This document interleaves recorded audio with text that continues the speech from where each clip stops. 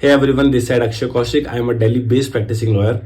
आज मैं एक टॉपिक पे वीडियो बनाने की सोच रहा था, काफ़ी टाइम से मेरे दिमाग में भी था, बट मुझे तब याद आया जब मैं अपने एसोसिएट के साथ इस टॉपिक को डिस्कस कर रहा था एंड मुझे रियलाइज़ हुआ कि उसको भी काफ़ी सारी चीज़ें इस बारे में एक्चुअल में नहीं पता थी, जो कि आई थिंक सबके लिए जानना बहुत ज़रूरी है।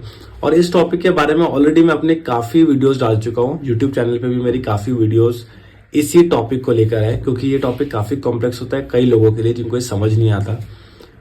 टॉपिक है रिलेटेड कि जब आप पुलिस स्टेशन में जाके कंप्लेंट फाइल करते हैं और पुलिस ऑफिसर किसी भी तरह का कोई एक्शन नहीं लेता है।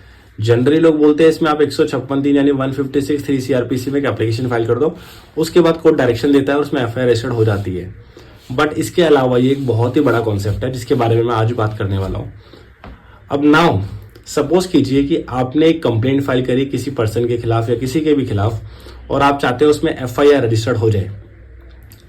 आपने वो कंप्लेंट पुलिस स्टेशन में फाइल करी एसएचओ कंसर्न को, लेकिन काफी टाइम निकल जाने के बाद भी किसी भी तरह की एफआईआर उस पुलिस ऑफिसर ने उस कंप्लेंट के बेस पे रजिस्टर्ड नहीं करी, तो आपके पास सेकंड ऑप्शन होता है कि आप 154(3) के अंदर उसके सुपीरियर ऑफिसर को कंप्लेंट फाइल करेंगे कि मैंने इस तारीख को एसएचओ को एक कंप्लेंट दी थी, यह ऑफेंस मेड आउट हो रहा है मेरे हिसाब से या मेरे अगेंस्ट किसी ने कुछ करा है और मैं चाहता हूं पुलिस उसके अंदर एक्शन ले। बट सुपीरियर ऑफिसर ने भी कोई एक्शन नहीं लिया। सपोज कीजिए वर्ष से वर्ष सिचुएशन है, सुपीरियर ऑफिसर भी उसमें एक्शन नहीं ले रहा है क्योंकि उसको भी लगता है कि कंप्लेंट फॉल्स, फ्रिवलस या फिर लैक ऑफ मेरिट्स है जिसके अंदर कोई एक्शन लेना इंपॉर्टेंट नहीं है। इसके बाद आपका जो स्टेप होगा वो होगा सिर्फ और सिर्फ कोर्ट के थ्रू। आप कोर्ट में एक एप्लीकेशन फाइल करेंगे 156(3) सीआरपीसी, लेकिन इसी एप्लीकेशन के साथ आप एक कंप्लेंट डालेंगे जिसे हम प्राइवेट कंप्लेंट कहते हैं, जो 190+200 सीआरपीसी के सेक्शन में फाइल की जाती है। अब यहाँ पे आपको समझने की जरूरत है कि 190/200 सीआरपीसी जो है वो एक प्राइवेट कंप्लेंट के प्रोविजंस है जिसमें आप एक प्राइवेट कंप्लेंट फाइल कर रहे हैं। जज इस पे कॉग्निजेंस नहीं ले रहा, ना आप इस पे अभी जा रहे हैं। पहला स्टेप है आपका 156(3) सीआरपीसी में, जहां पर आप कोर्ट से डायरेक्शन मांग रहे हैं कि कोर्ट डायरेक्शन करे एसएचओ को कि मेरी कंप्लेंट के ऊपर एफआईआर रजिस्टर्ड की जाए। अगर यहां पर कोर्ट को लगता है प्राइमा फेसाई कि आपका केस मेड आउट होता है, जो भी आपने एलिगेशंस लगाए हैं दूसरी पार्टी के खिलाफ, और इसमें एफआईआर होनी चाहिए थी, पुलिस ऑफिसर ने नहीं करी, तो वो पुलिस ऑफिसर को डायरेक्शन देगा कि इसमें एफआईआर रजिस्टर्ड की जाए। लेकिन अगर ऐसा नहीं लगता है तो वो एप्लीकेशन आपकी डिसमिस कर दी जाएगी। लेकिन यहां पर आपका केस खत्म नहीं होता है, बट यहां पर आपका एक प्रोसीजर खत्म हो जाता है। इसका मतलब ये है कि अब कोर्ट स्विच करेगा प्राइवेट कंप्लेंट की तरफ, जो आपका 190/200 सीआरपीसी में था। उसमें कोर्ट दूसरी पार्टी को समन करेगा, लेकिन ये भी इतना ऐसी नहीं है क्योंकि आपको उस प्राइवेट कंप्लेंट जो 190/200 में आ गया, क्योंकि अब आप 156(3) सीआरपीसी से अलग हो चुके हैं। वहां पर अगर आपका केस चल जाता, वो एप्लीकेशन अगर आपके अलाउ हो जाती, तो वो स्टेट केस बन जाता है जिसमें पुलिस इन्वेस्टिगेशन होता है, ट्रायल होता है, एविडेंसेस होते हैं, जिस तरह से क्रिमिनल केसेस में होता है। बट क्योंकि वो एप्लीकेशन आपकी रिजेक्ट कर दी गई है, तो आपकी कंप्लेंट को अब 200 के प्रोविजन में चलाया जा रहा है।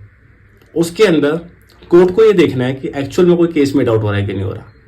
अगर कोर्ट को लगता है कि कोई केस मेड आउट ही नहीं हो रहा है, ये कंप्लेंट फ्रिवलस है, इसे प्राइवेट कंप्लेंट की तरह भी ट्रीट नहीं किया जाना चाहिए, तो वो उसको उठा के फेंक देगी, मीन्स वो भी डिसमिस हो जाएगा आपका।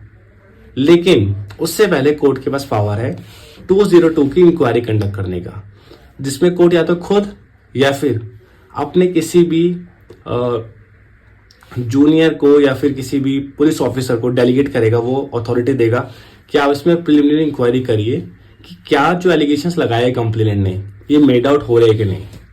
तभी कोर्ट दूसरी पार्टी को समन करेगा, और इसमें समनिंग करना सबसे मुश्किल पार्ट होता है, क्योंकि कोई भी ट्रायल कोर्ट अगर समनिंग करता है किसी भी एक्यूज्ड को, तो उसको चैलेंज किया जाता है हाई कोर्ट में 482 सीआरपीसी में, जिसमें हम क्वेश्चन पिटीशन भी कहते हैं। तो हर कोर्ट, हर ट्रायल कोर्ट समनिंग करने से पहले बहुत कॉशियस होता है कि समनिंग करना जरूरी है भी या नहीं, क्योंकि अगर वो समनिंग करेगा तो उसका चैलेंज सीधा हाई कोर्ट में होगा। और हाई कोर्ट और सुप्रीम कोर्ट की डायरेक्शंस है कि before summoning the accused person court must be very cautious. ये नहीं आप किसी को भी कैसे भी समनिंग कर दे, ये पार्ट ऑफ प्रोसीजर नहीं है। आपको केस के मेरिट्स देखने हैं। जो case prima facie made out नहीं हो रहा, उस कंप्लेंट को आप डिसमिस करेंगे। तो अगर 202 की इंक्वायरी जब कोर्ट कंडक्ट करता है, उसमें अगर कुछ भी नहीं आता है, स्टेटस रिपोर्ट फाइल करेगा पुलिस को, अगर उसमें कुछ भी निकल के नहीं आता तो वो आपकी कंप्लेंट भी डिसमिस हो जाएगी।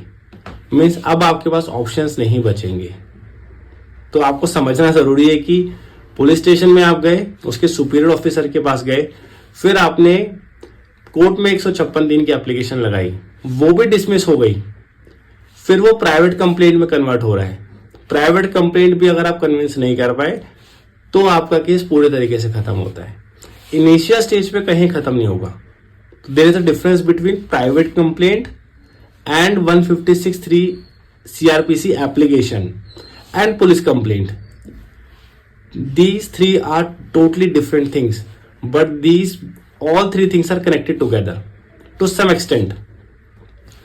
प्राइवेट कंप्लेंट समनिंग से रिलेटेड होता है, और जो आपका 156(3) CRPC वो समनिंग से रिलेटेड नहीं है, वो डायरेक्शन ऑर्डर से रिलेटेड है, जिसमें कोर्ट एग्जीक्यूटिव को डायरेक्शन दे रहा है कि FIR रजिस्टर्ड करो, उसके बाद इन्वेस्टिगेशन करो।